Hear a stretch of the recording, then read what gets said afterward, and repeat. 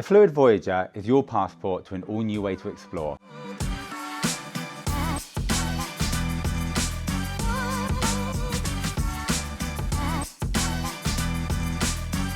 It can fit in your car boot, it can fit under your desk, and it can go on a train.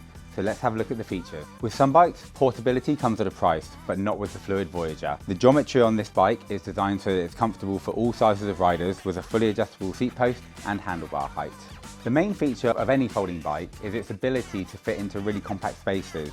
Simply by folding it using the lever here, it can fold in half, then you can fold the handlebars down, reduce the height, pop the seat post right down, and you can even fold the pedals away.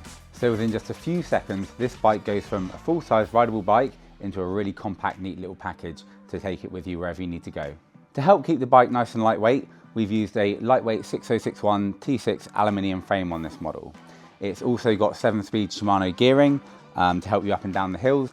That's coupled with powerful aluminium V-brakes, which will keep you safe and secure and bring you to a stop safely in any traffic. We've got 20-inch wheels on it, which are double-walled, so they're very durable for those tough urban commutes. And then we've got a comfortable saddle and grips to keep the ride smooth for you.